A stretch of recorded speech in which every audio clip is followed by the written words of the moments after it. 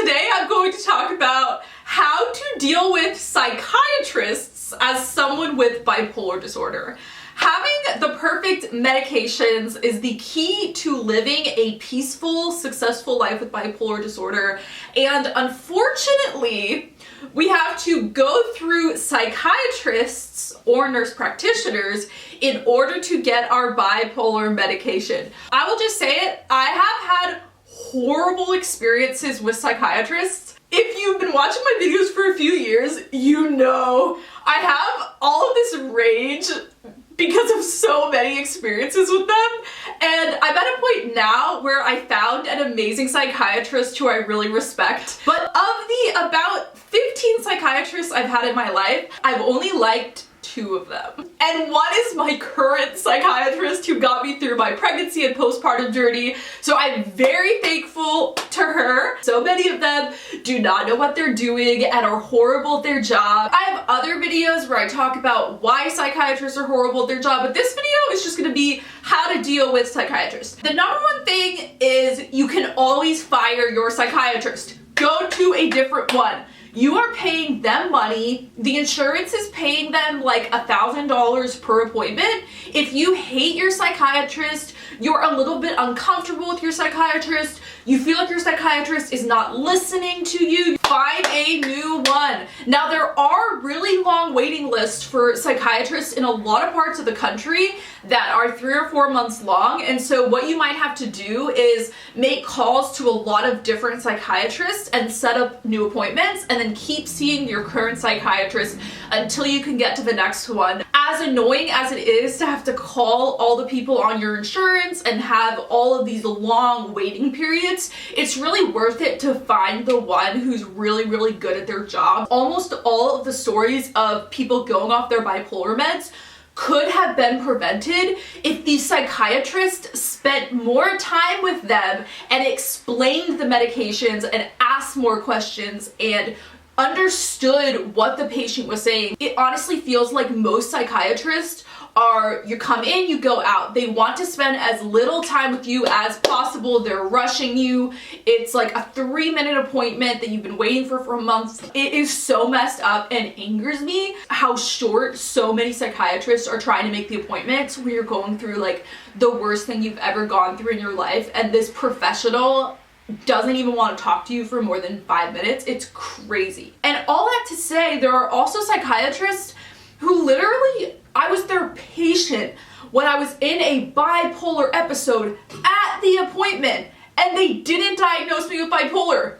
It wasn't even like they had to hear my life story. They could just observe me as the patient, and they didn't know I was bipolar. Ugh. So frustrating, and I read so many stories in the comments section of my videos and in my DMs on my social media of people saying that they went to their psychiatrist and they said, I don't like how this medication is making me feel.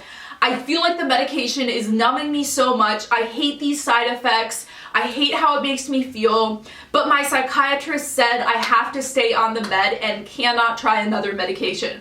I have seen that story over and over and over again, hundreds of times. It happens to so many people, and so this is how to get out of that situation. So the first thing to do is just leave your psychiatrist and find a different one. Keep doing that for a couple of years and you'll eventually find a good one. But the other thing to know is even if you do find a psychiatrist you really respect, they can be wrong about things, and it's totally okay to disagree with them.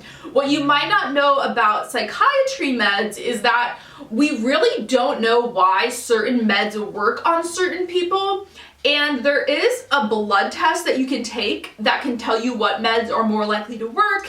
And if a medication has worked on a biological family member, it's more likely to work on you. But besides those 2 things, psychiatrists do not know why meds work a certain way and which medication will work best on you. And so it is a total guessing game at the beginning. They'll give you a medication that works for a lot of people, that's popular, that has lower side effects, or they'll pick a medication that takes 2 months to kick in, or has a ton of side effects. Who knows how they pick these meds? Your psychiatrist will put you on a medication. If you don't want to go on that medication, say no. I will not take that medication. If they don't react well to this, say, If you give me that prescription, I will not fill it. I am not going on that medication. I want to instead go on this medication. Since my bipolar diagnosis in 2016, I have spent hundreds of hours reading psychiatry journal articles. You can go on PubMed. They have a ton of psychiatry journal articles that are free, available for anyone to read online, and a lot of them have to do with medication trials and talking about how certain medications work. And so going into each psychiatry appointment, I come in with a plan of what I want. That might be increasing the dosage of a medication, decreasing the dose, going completely off of one, adding on a different one. I always have a plan going into my appointment. And a lot of times, if I want to change to a different medication, sometimes when I tell my psychiatrist that, they at first say, no, I don't want to do that for you. So then if that happens, I will message them links to the PubMed Psychiatry Journal articles talking about the medication that I want to go on and why I think it will work. And currently I can see my psychiatrist online just because ever since COVID that started and it never stopped, so I find it easier to just do it from home. But I literally send links of articles to my psychiatrist. Because I like my psychiatrist right now, I'm actually really nice about it, but in the past, if I hated my current psychiatrist, I wouldn't be nice. I'd just be like, I need to go on this, and I would be a little bit more firm. Now I'm more chill and gentle in how I talk to my psychiatrist, but psychiatrists I don't try to sugarcoat it. I'm just like, I will not go on that. Put me on this, full intensity. But I find if you do want to be nice, it might take saying it 2, 3, 4 times, but you just need to be persistent and say that you want it. And also, if you don't want to show journal articles, it will still work. You can just say, I've heard a lot of things about this medication, I want to try it, or the medication you're recommending, I've heard a lot of bad things about it, I don't want to go on it. And you don't even have to show any links to anything. I've just said, I don't want to go on that medication without even sharing evidence. And they're like, okay, fine, I'll put you on a different one. Just be demanding, you don't even have to show evidence, although I find it is helpful. The reason this works is because your psychiatrist is making a guess. Your psychiatrist has no idea if the medication will work on you or not.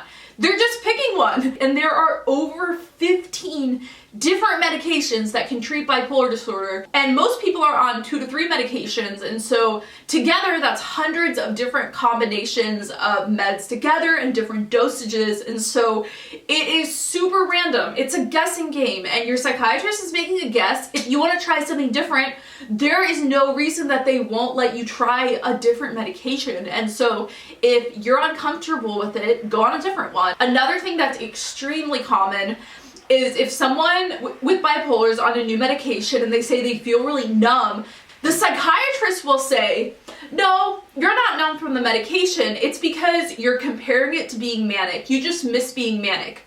No! A lot of the time, the medication is actually, it's too high of a dosage and it's making you feel emotionless and numb, and that's not comparing to mania. That's the medication. The dosage is too high. I hear this happens all the time. I've read so many people talk about this exact experience. And so if this is happening to you, then you can just say, I want to take a lower dose of this medication.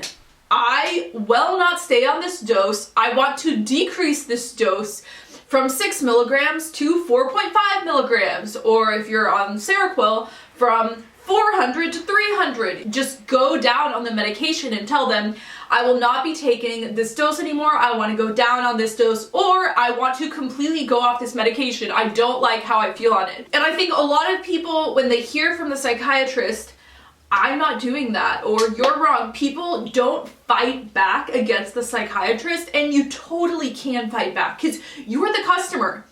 Through your health insurance, you're paying them $1,000 for your 5-minute appointment, and you can go find a different psychiatrist. And so if you don't like what they're prescribing you, if you don't like the dosage, just say no.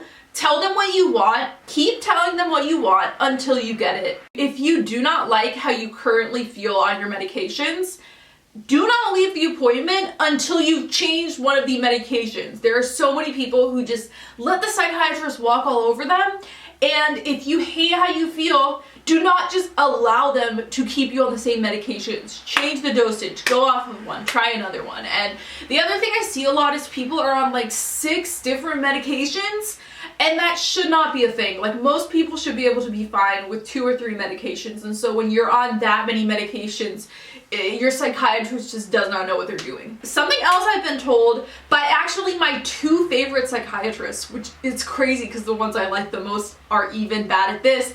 They have said there's no point on putting you on 2 different antipsychotics at once because antipsychotics do the same thing. And this is totally wrong. When I've been put on a second antipsychotic, which means 3 medications total, I felt amazing. I recently added back on olanzapine onto what I'm already taking, Seroquel and Lamictal. And my doctor was like, well, I don't really want to add on olanzapine because you're already on an antipsychotic. You don't really need another one. But she was wanting to put me on a low dose of benzo instead, and I didn't want to stay on that, and so I wanted to just add on olanzapine. And guess what? Within 3 days of it kicking in, I feel amazing. I feel so peaceful and grounded and calm. And so I was correct. And in the past, when my psychiatrist from 5 years ago said the same thing, oh, you don't need to add on a 3rd medication, you're already on 1 antipsychotic, don't be on 2. That is totally wrong. So many people do well on 2 antipsychotics, so don't fall for that either. I think by chance I have the perfect personality to have a mental illness and deal with psychiatrists because I'm very persistent and I do not take no for an answer. Thankfully, I am like this, or I think I would have gone off meds so many more times because I didn't like how I felt on a medication. And the times I've spoken up, I've had to repeat myself and repeat myself. But if you keep trying and refuse to cave to what the psychiatrist wants, you will eventually get what you want. I've also been to a lot of nurse practitioners, and I've had similar problems where I feel like they're bad at their job. And I don't think I've had enough experience with both nurse practitioners and psychiatrists to make a video comparing like pros and cons of a psychiatrist versus a nurse practitioner.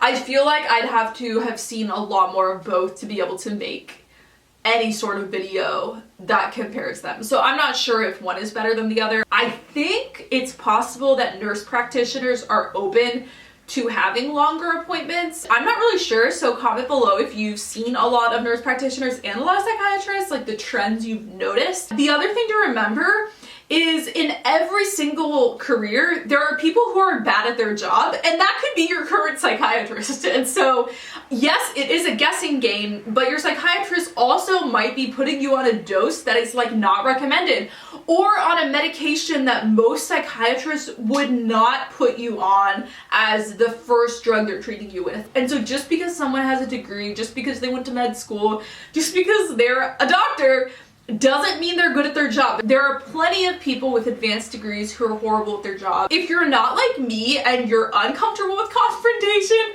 what you can do is practice ahead of time in front of a mirror. You can even write down what you want to say. Like if you want to say, I want to go off this medication, put me on this medication, or put me on this dosage of this medication, write it down on a piece of paper or on your phone and read it in front of a mirror and practice saying it. And if you're in like a video appointment, you can even have it like on the screen, like what you want to say to your psychiatrist, and read it if you're uncomfortable with confrontation. But definitely practice it ahead of time if you feel like you're not the type of person who can say, no, no, no, no, no, give me this, give me this, give me this. If you're uncomfortable with that level of confrontation, just practice. I hope this was so helpful. Be confrontational, stand up for yourself, do not cave. You have to prioritize your health. I love you guys so much, and I will see you in my next video. Bye.